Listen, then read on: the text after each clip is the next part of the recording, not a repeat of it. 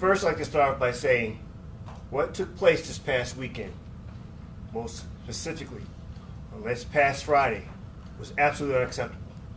It would not be tolerated in our city. We know that for the issues that happened and took place, we need to make sure there's a strong stance, strong signal in regards to what we expect our behavior, especially in our downtown area. Our downtown area is safe, and we will continue to work to keep it safe, just as we will continue to work to keep the city safe. The Milwaukee Police Department will make every effort to hold those who hold violence in our city and those who support violence in our city accountable. So what we know, on Friday, May 13, 2022, at approximately 9:10 p.m. at the 1100 block of North MLK Drive or Martin Luther King Drive, we had a triple shooting. Then at approximately 10:30 p.m. at 1100 North Water Street, we had a single victim shooting. And lastly, at approximately 11:09 p.m. on 1100 block of North Water Street, we had 17 people shot. During the investigation, 11 guns were recovered, 10 from those who were involved in the incident for the 17 victim shooting, 1 weapon from the triple shooting. We should note that some of these arrestees were prohibited from possessing a gun. We also know that 9 of the guns that were recovered were fired during this incident. Another issue that we found during our investigation, that those guns that were purchased from time to crime ranges, which means from the time it was purchased to the time it was used, was as short as 11 days and as long as 3,500 days. Out of the arrests, 11 arrests were made. Age ranges from 19 years of age to 30 years of age. And 2 of those individual arrests were ID'd as shooters. We were also found that there were straw purchasers involved in these particular weapons. None of the weapons that were recovered were stolen, but we do know that there are a number of individuals within this particular investigation that we're still working on were straw purchasers for individuals who have fired a gun during this incident. As we unfolding this investigation, we know that for the 17-person shot motive, there was a feud where there was a dispute between 2 groups of individuals that came to a head at the time of when they saw each other on that unfortunate night. We still have an unknown motive for the other 2 shootings for that particular night. We do not know at this time that there's any gang affiliation with this particular incident. It's also that we need to note that we are currently working with the Milwaukee County District Attorney's Office, where there are anticipated charges coming out of this particular incident. At this time, we do not know what those charges will be, but we will report that out once it's being revealed. We are still in the process of investigating this particular incident, and we need the public's help to help identify those who are involved in this incident. We're proud to say that the local FBI office is assisting us in this particular investigation. We are using their particular technology, which is a digital media tip line, to use any mobile or electronic media that could help us identify individuals involved in this particular incident. Please do so by scanning the QR code that we have here that will go to the FBI.gov/Water Street shooting. This is, again, a digital media tip line that will assist us in identifying anyone involved in this particular incident. At this particular time, we would like to show you a video of one of the incidents where there is one of the shooters being shown that was captured on local video.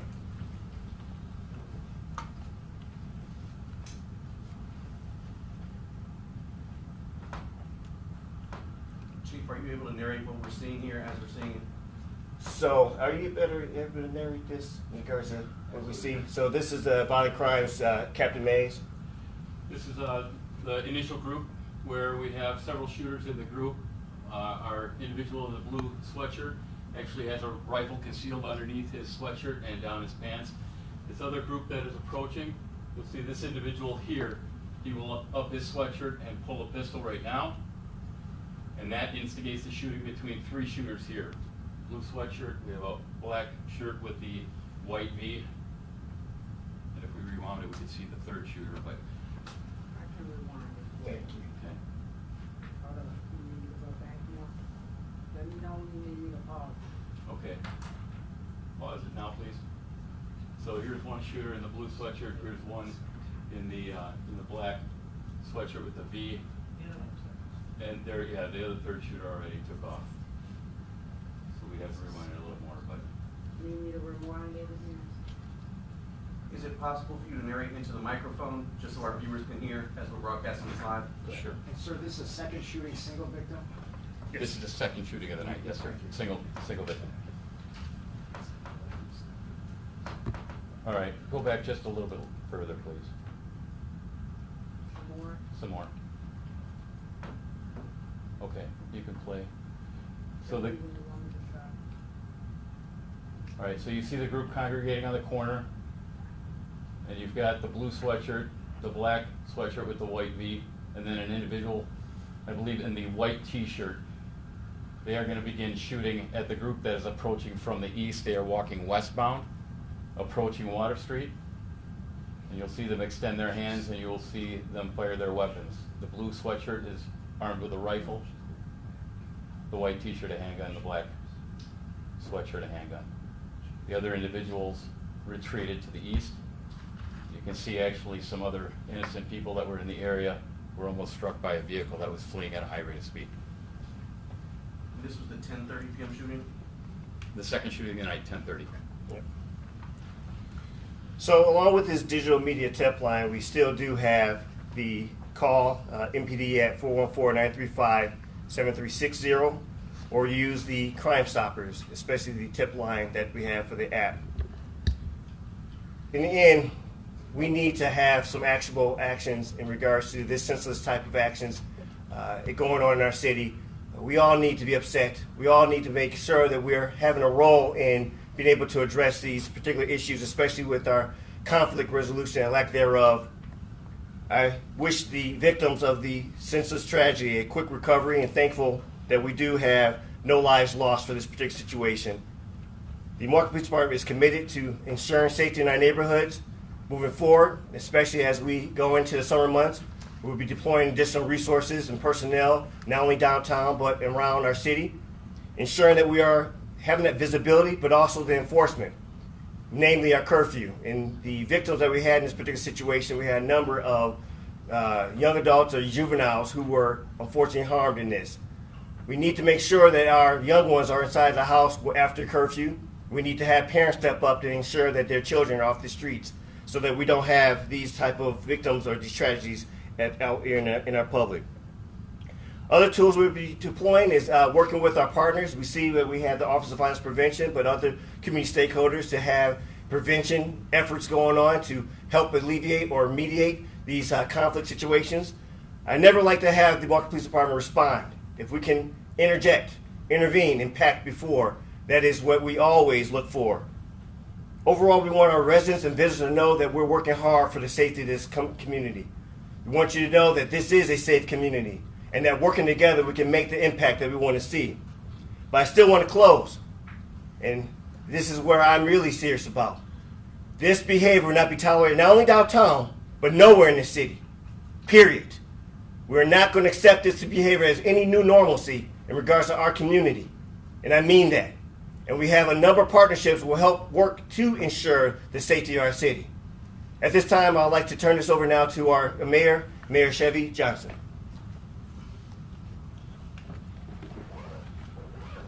Well, thank you so much, Chief, for hosting this press conference here at the Police Administration Building. And what you said is right. The actions that we saw last Friday were totally unacceptable. And I'd like to start off by saying this, that they were unacceptable for a whole host of reasons. I mean, first of all, you've got individuals that we just saw on video who had a complete and blatant disregard for their fellow citizens and their lives, right? They shot in a crowd where there were hundreds or thousands of people that were gathered. That is totally unacceptable, and we cannot stand for that in Milwaukee. That cannot be the normalcy that we stand for here in the city of Milwaukee. Second of all, on game day, on Sunday, because of these actions, it was advised the Bucks would not be hosting the watch party for Game 7 of the series that the Bucks were in versus the Boston Celtics. Now, some folks would say, well, that's just basketball. It's just a game. But it's not just a game, really. The Deer District and having people there, it's not just about fun. That embodies the Milwaukee that all of us aspire to. It's a Milwaukee where people across this city, across this region, this state, that has been divided politically and otherwise, come together. It doesn't matter if you're rich or you're poor, if you're black or you're white, if you're Asian, if you're Latino, if you're gay or straight, if you're able-bodied or disabled. Everybody comes to the Deer District. We put our differences aside and come together as a community. That's something that we cannot lose. We cannot lose that. And we're not going to allow some people who, rather than deciding their differences with their words, articulating their differences and coming to a reasonable way to part ways, but would much rather do something else. Not even saying words, but if it broke down even further, maybe even engaging in a fist fight where everybody could still live to see another day. They take the easiest way out possible. The easiest way out. And that's shooting a gun. That's ending somebody's life. And it is the easiest way out. It's cowardly even. I mean, think about it. Even a child, even a toddler can pull the trigger on a gun. Not everybody can stand up and use their words and defend their position verbally in an articulate manner. That's a challenge. They chose the easy way out. And unfortunately, everybody else ended up suffering the consequence because of that. But that's not what we're going to have in the city of Milwaukee, because we're asking everybody to step up. So over the last several days, I have engaged in additional discussions about immediate as well as appropriate steps to make Milwaukee safer. The increase in gun violence we've seen as the weather has warmed up, not just last weekend, but a couple weekends before that, cannot continue. So I've asked the Office of Violence Prevention as well as the Milwaukee Police Department to step up, to increase the work that they already have underway. I've implored Milwaukee residents to do what they can as family members, as mentors, as teachers, as preachers, as neighbors, and importantly, as parents. As parents. Pushing for peace, guiding young people away from trouble. But there's more than just talk that's needed, though. So at my direction, the Milwaukee Police Department will step up enforcement of the curfew that we already have on the books. Say that again. At my direction, the police department will perform enhanced enforcement of the curfew ordinance that we already have on the books. The city ordinance is clear.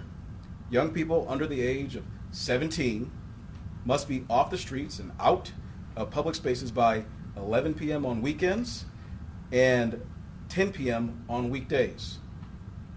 So we're putting up signage to make it clear, and we're enforcing the curfew in Milwaukee. More police will be deployed to downtown as the situation warrants, and we will reconfigure the location of food trucks where folks have been congregating and participating in some of this poor activity, this poor behavior. There will be other approaches that we're considering as well, and we'll implement to, if crowd violence and misconduct continues, not just downtown, but other places in our city as well. So let me be clear, this is not a strategy simply for downtown Milwaukee. Certainly downtown is important. It's everybody's neighborhood, and downtown should be safe. The success of downtown helps us to make sure that we're able to provide core city services to every part of Milwaukee. So that's critically important. But we have neighborhoods as well, and we also have to make sure that those neighborhoods are safe and secure too. So it's not simply a downtown strategy. The curfew will be enforced and police presence will be adjusted in neighborhoods across our entire city. So our path forward to a safer Milwaukee requires everyone to join in partnerships. It's like the partnerships you see here today before you. So standing on the sidelines is not an option. It's not an option for anybody. As a matter of fact, just earlier in the day, I had the opportunity, along with the chief, to go to speak to students at a middle school, 6th graders. And they wrote letters to me in the mayor's office because they are concerned. The kids are concerned. The youngest kids in this community are concerned about the levels of violence that we're seeing, whether it's reckless driving or the shootings that we see, both fatal and non-fatal. Even the kids want something done. And we're listening to them. And we're listening to all the residents in Milwaukee who have raised their voices and have concern about the levels of violence that they see as well. So our path to a safer Milwaukee requires everyone, again, to join in partnerships. So standing on the sidelines is not an option. Lives are at stake and the city's future depends on this sort of public safety. So thank you. With that, I'll ask the Director of the Office of Violence Prevention, Ernita Holman, to come up. Thank you, Mayor Johnson and Chief Norman. We are just as concerned and frustrated and committed to addressing the issue of violence, gun violence, and violence in general in our city. And so, you know, Saturday there was a rally and there was a young person by the name of Janiyah that recited a poem that she'd written. And in her poem, she talked about the condition of our city. She talked about violence, and at one point she said that, you know, Milwaukee, she's come to a place where she hates Milwaukee. That shook me to my core because she was talking about a city that so many of us, me included, love so much. And I don't think she was saying she hated Milwaukee because she thought this absolutely is the worst place to be or that it cannot be better. I think she felt like some of the things she expected from our city were not happening in the way that she expected them to happen. And I join in with her, our office joins in with her in that sentiment, but we are also doubly committed to making sure that we are using every extent of our resources and capacity to make sure that our city looks different. And while there is absolutely no place whatsoever for violence, for gun violence in our city, there absolutely is a place for everyone to step up and get involved. One of the things that we have consistently asked for is for community members to join us and do your part. All of us have a part to play, but I do understand that at times it may seem overwhelming. 17 people shot in one incident may feel overwhelming. What can I do? What do I do? And so we are hosting, the Office of Violence Prevention is hosting a community forum and call to action on Tuesday. Can't remember the actual date in May, but it's the next one that's coming up. So on Tuesday at 5:30 p.m. at UWM Zilber School of Public Health.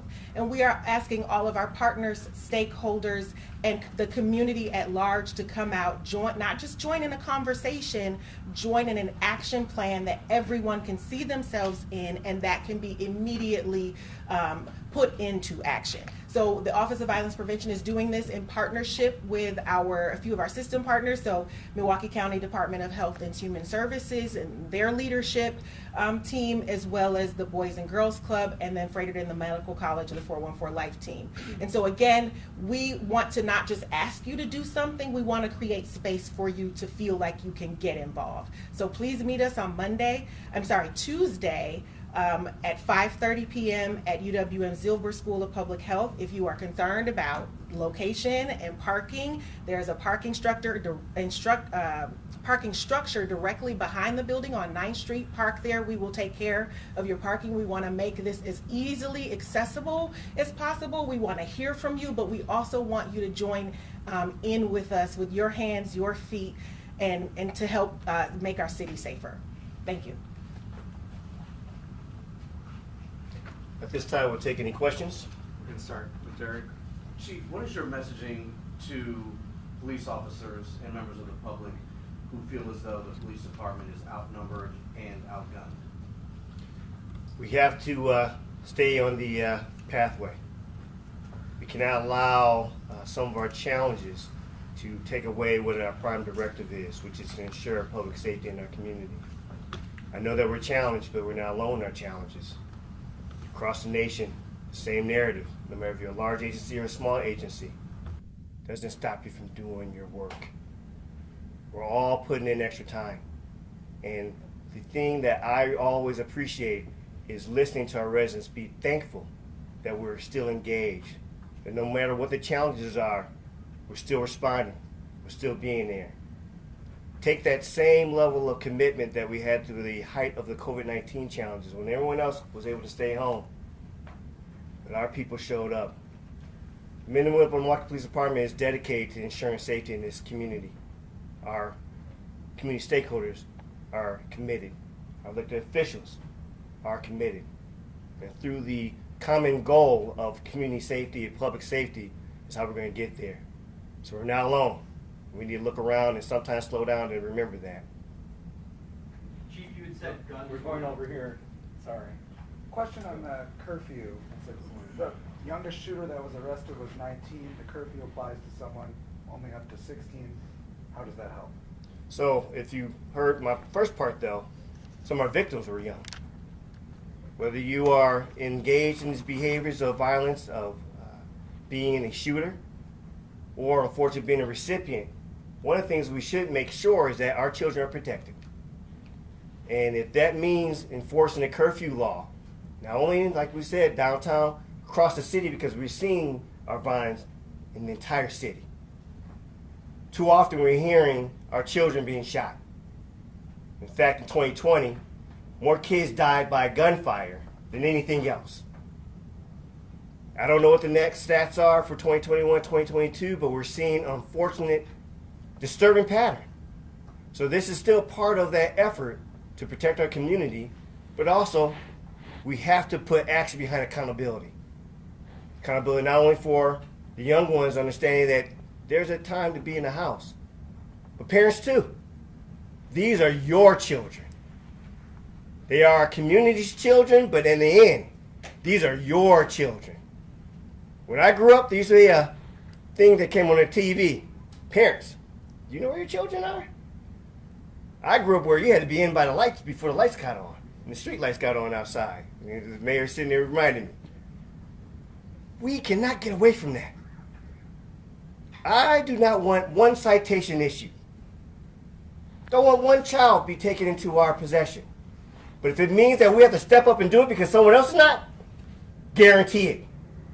I expect it, and it shall be done.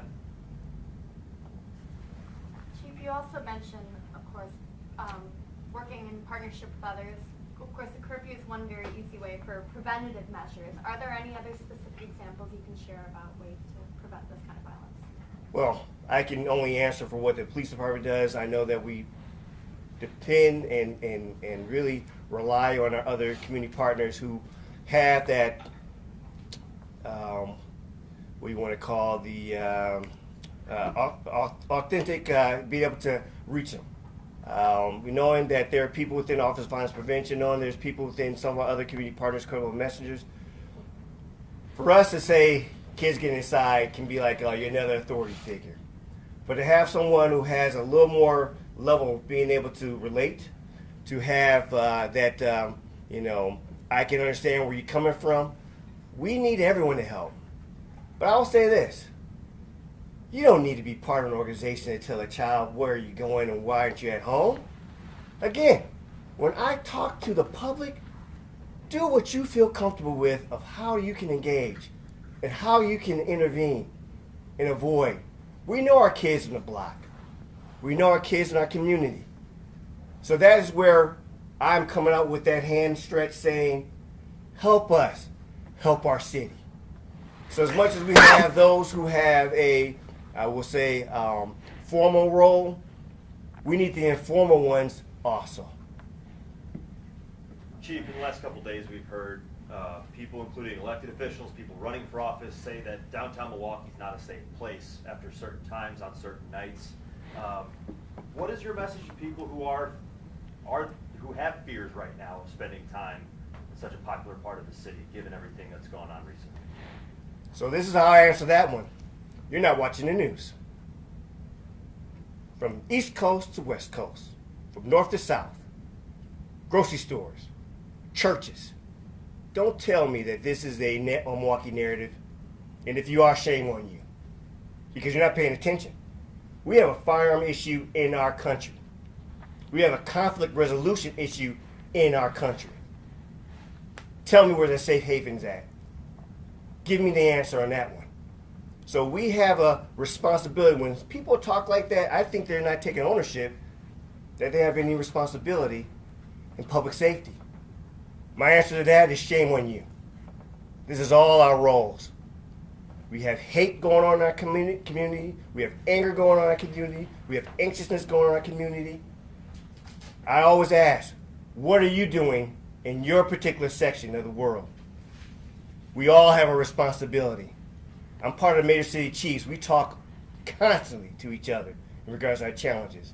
And sometimes we need a little bit of therapy amongst ourselves because it's almost mind-boggling about what is the reasoning for the violence and the level of it. Multiple victims. So this is not a Milwaukee narrative. And I challenge anyone to say that to me or anyone behind me. And I challenge anyone saying the efforts we're putting forth. Even in light of dealing with a fallen officer ceremony, I sat down with the FBI director in regards to having that conversation of how can we work more together. So I don't want to have that type of discussion control the narrative here. We have a societal issue here, and everyone has a responsibility contributing to public safety. Chief, can you tell us what the curfew citation amount is, and then are there any discussions about how to hold parents accountable, cite them as well for their kids being out or kids being involved in criminal activity? So I don't have the actual amount. My team can follow up with that, and there is a parental responsibility citation. Again, those usually go in tandem because one of the things that we look for in regards to law enforcement is if you're not reporting your child missing, then you are proving that they are outside of your house or outside of your guardianship. Now, curfews apply when they're not with an actual older guardian. So those are those particular type of citations. They don't have to be with an actual parent, but they need to be with a responsible older guardian. So when we talk about these particular type of citations, they go in tandem, and there is a hefty citation for them too. But again, I want to reassure that this is not what we want to do. This is not something that we take any enjoyment in. But there has to be a line. There has to be accountability. And that our public is demanding safety for everyone. So there is a citation amount that the team will be able to follow with you so you can report that out.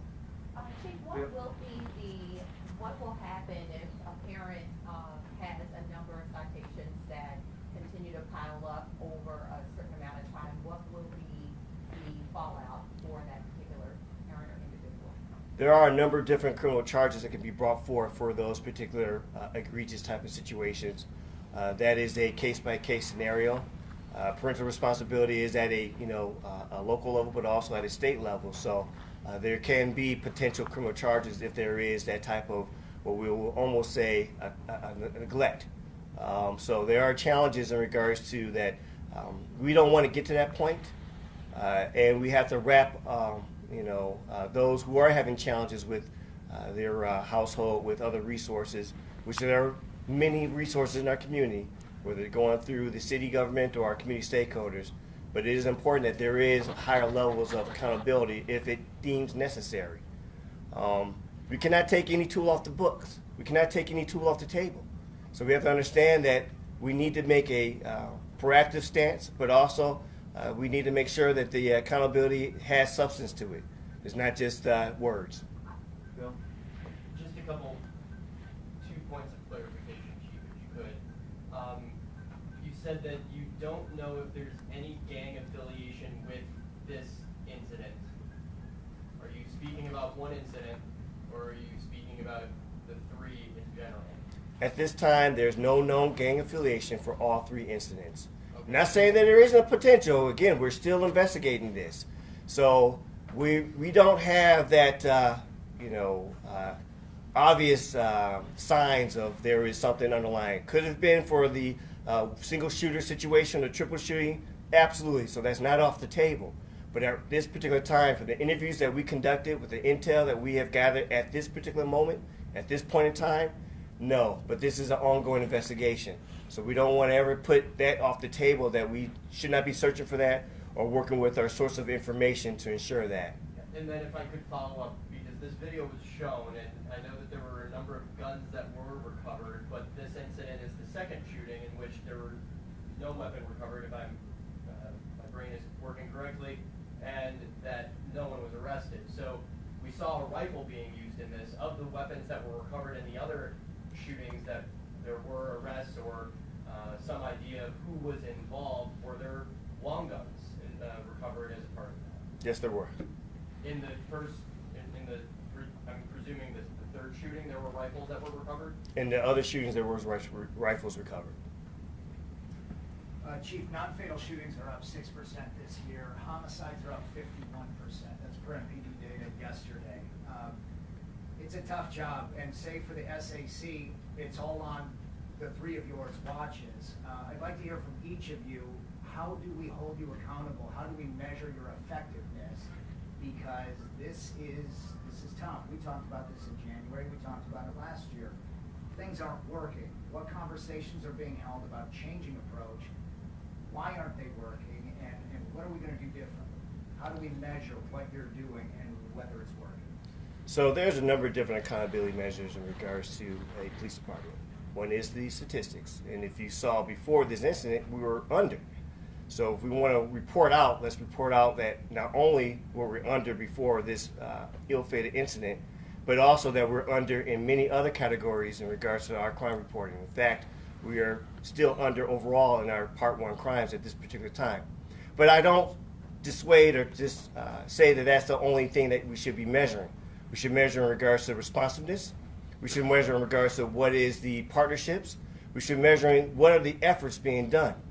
There's certain things that trying to wrap our heads around and arms around is a challenge. We have a number of issues where individuals, even in this particular situation, had no criminal record. In fact, many of the media outlets reported that. So ask me this, how am I supposed to understand who's going to be our next shooter when you have those type of challenges? We have incidents where there's people who are carrying concealed legally, who opt to use their weapon to resolve their issues. So that's another challenge. How do you measure that? There is things being fluidly dealing with from a multi-system factor that we need to figure out what's the best ways to deal with the firearm issue. We have an uptick in firearms being stolen out of vehicles right now because of the possession of firearms across our nation, which is fueling or funding or putting guns into the young ones' hands because they're not going into your regular gun stores. So I am always ready to be held accountable. I understand that. But understand that I am reporting out what we're doing. I am using the resources, whether it's coming from our federal partners and the technology or resources or the elected officials. And we're continuing to use these efforts to ensure that we are not only responsive, but how are we being preventative? And that's another wheelhouse that we're working with, the Office of Violence Prevention. So some of those are intangibles. How do you measure a relationship? Well, I think by standing together shows you something. So there is a lot of different challenges that we're dealing with. This is again, unprecedented time that we're still dealing with in regards to some of these behaviors. And at the very end of all of this, we're not alone. We're not alone. You had someone at a public market down in Houston. Someone at a church in California. Someone at a grocery store in New York. We're not alone. So I understand in regards to accountability. I understand that we need to make sure that we're doing all our efforts, but there's challenges that it's definitely a mind boggler in regards to who wants to put their own life in jeopardy because, the prison time is real. And the issues, especially as you see what's going on over in Buffalo, there may be a death penalty involved. So we need to be very careful in regards to these behaviors that we're not keeping ourselves in check with. I don't know if the mayor want to add anything or the local. Both, Ms. Holloman and Mayor Johnson. Effectiveness. You know, when you asked that question, I started to think about the way to answer it. And certainly, you know, we have some tools to address these things, but we don't have them all, right? Think about it like this. If you give me a test to take, and I've got to finish taking the test within a certain amount of time, I'm sitting down, I have to sit down, I can't get up, and then you don't give me a pencil to take the test with, how can you expect me to successfully take the test? You think about the systems around here. When you talk about homicides in Milwaukee this year,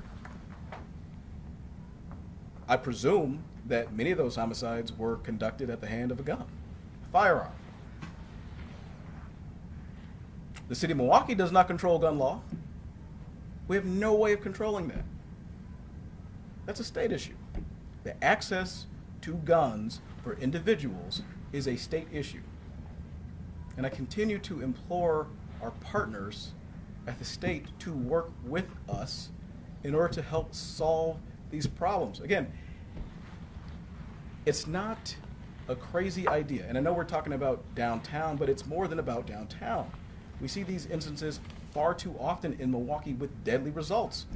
If somebody is so ill-tempered and not responsible enough to wield a gun, and they would participate in criminal activity, why on earth are we making it so easy for them to get access to guns? Because when they get access to guns, guess what they're going to do if they're a criminal? They're going to partake in criminal activity, including killing people on our streets, including shooting into crowds, including shooting up homes and striking and killing a 13-year-old, or shooting at police officers like we saw 3 law enforcement officers just earlier this year who were shot. But that's not something that we control at the city level. We're just left picking up the pieces. We just got to do the cleanup, right? So again, think about the systems. On the state side, they control who has access to firearms, right? And obviously that's broken. On the city side, we've got police as our primary law enforcement, public safety tool. Of course, there's the fire department, there's the Office of Violence Prevention. We have other tools as well, partners in nonprofit for preventative work, all that, but primarily police, okay? In this incident downtown, think about it. The city's system worked. The police caught the people. The police took guns off the street. The police arrested those responsible. So we are doing our part, and we will continue to do our part and use the tools that we have available to us to further address the situation. Like I said, at my direction, we're enhancing enforcement of the curfew for the city that's already on the books. We're using the tools that we have, and I will continue to use the tools available to me to make sure that not just downtown, but the entire city of Milwaukee is safe. Look, when I watch the stories on television, when these cameras are done rolling, and I hear the results of people that you interview on the streets in the aftermath of a deadly shooting at a McDonald's on 49th and Hampton, or on the south side on South 5th Street, and you go and you interview those neighbors, people are sick and they're tired. They're sick and they're tired. They're frustrated by the levels of violence that we see. We can't stand for that. And that's why I constantly say, that we need everybody in the game. If you're not, comfortable talking to police directly, they've got an anonymous tip line that I encourage people to use. If you're not comfortable talking to police at all, call the Office of Violence Prevention. You can report to them anonymously. If you're not comfortable talking to police, you're not comfortable talking to OVP, you can call Crime Stoppers. And if you're not comfortable talking to police or OVP or Crime Stoppers about incidents that are happening in your neighborhoods, things that are concerning to you, things that it could impact you and your family with deadly consequences, then reach out to your local elected official and they can report these things anonymously on your behalf. So no, we don't have all the tools. That's why the folks who are watching this on the other side of that camera are so important. That's what I said to those kids this morning when I spoke to them at Roosevelt Middle School. Is that the most powerful people in that room was not me as mayor. It wasn't the chief of police. It wasn't the superintendent, who are all in the room. The most powerful people in that room are you. It's those kids. It's people in our community. We need everybody in the game. We need everybody to step up. And I will say this again. We especially need parents to step up. We need parents to step up now. We're on the verge of eclipsing the homicide numbers we had last year, which were the most deadly numbers that we've ever seen in Milwaukee. I don't want to see that. Chief don't want to see that. Folks in neighborhoods don't want to see that. But we need parents to step up to help us so that that does not happen. So we need everybody in the game. We need everybody to do their part. Talk about holding us accountable.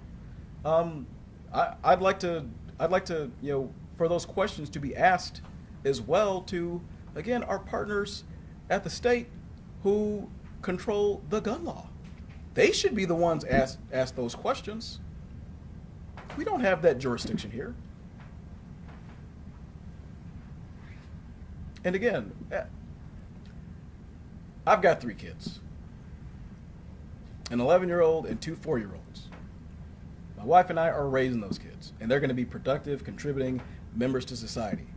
And if they get out of line, guess what? They answer to me. All right? Now, I can't be in everybody's house. None of us can. We need parents to step up and be a part of that. We need parents to do their part. This is not just on the chief. It's not just on me.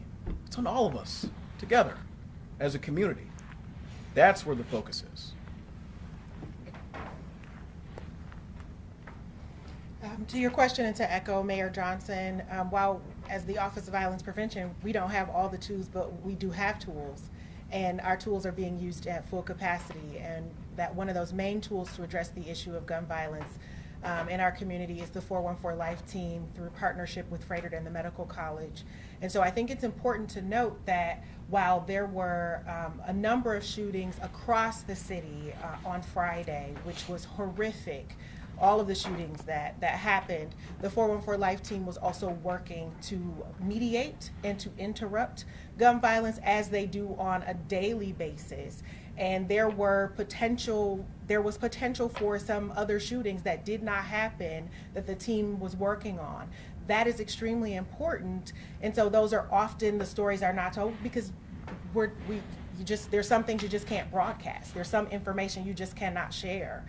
So details of those things will never be shared. However, the team is working very diligently in mediating conflict and interrupting retaliatory gun violence or gun violence in general if they learn about the potential for it.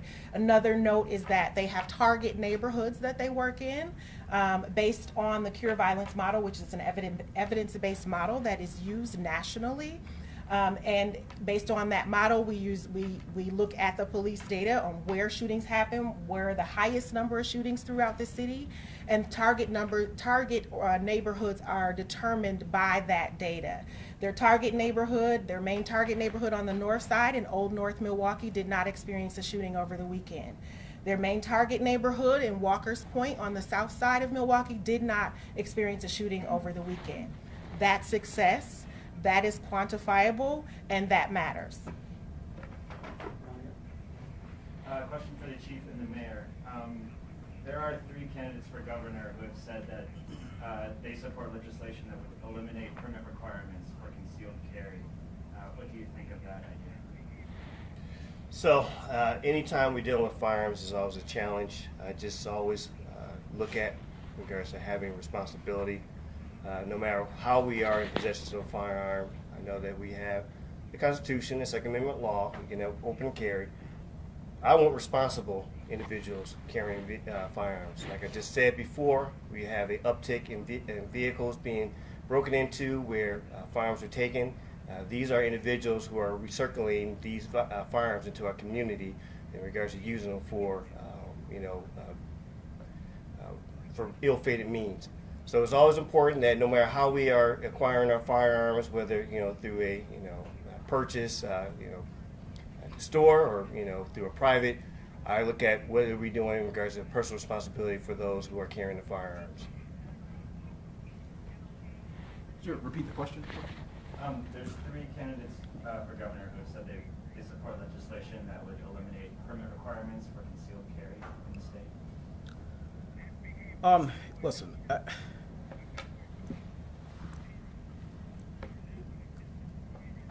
I would like to know why they think that would help in a situation like this. How does that help? Look, I know that, when you're speaking politically about statewide races, you've got to, make some appeals to folks outside of urban areas. But guess what? When those pieces of legislation go into effect, they have an outsized effect on places like this, on urban areas, on cities like Milwaukee. So how does that help? I would presume that neither one of those candidates, and Chief, you can correct me if I'm wrong, I would presume that neither one of them reached out to the chief of police in the city of Milwaukee to see how that might affect the guns on the streets in Milwaukee, because many of those guns, or many guns, end up getting stolen and then used for violent crimes in the city. So I'm curious about how that would help. And look, I know that after the incidents that happened here in the city on Friday, some of those candidates talked about just beefing up the number of police. Yeah, you can beef up the number of police, but you're not taking the guns away from people who are doing criminal activity. Like, you're just putting more police in harm's way.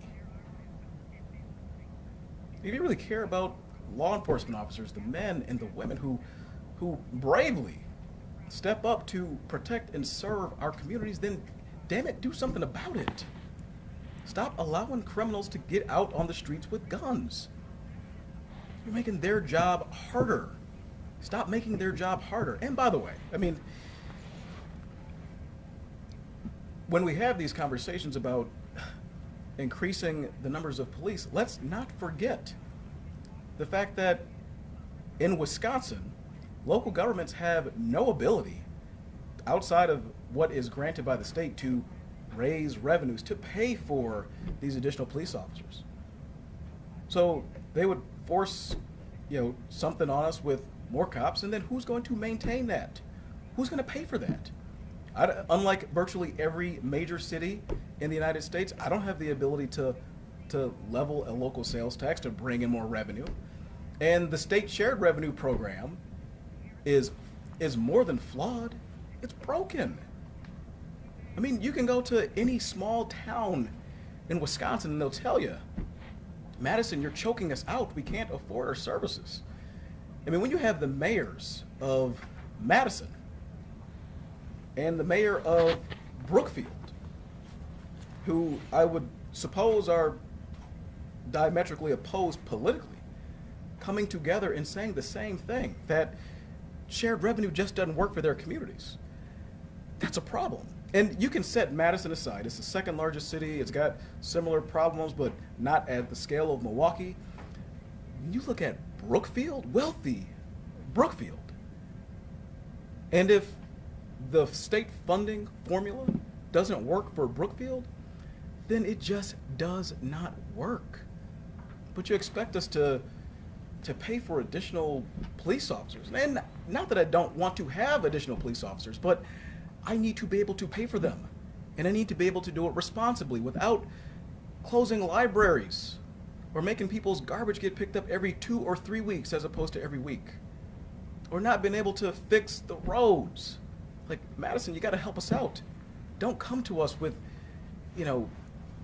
these so-called solutions if you haven't even checked in on the ground with the chief law enforcement officer here in this city, whose officers he's got to send out into the streets with those additional guns that you're allowing to be on the streets of this city? That's my response.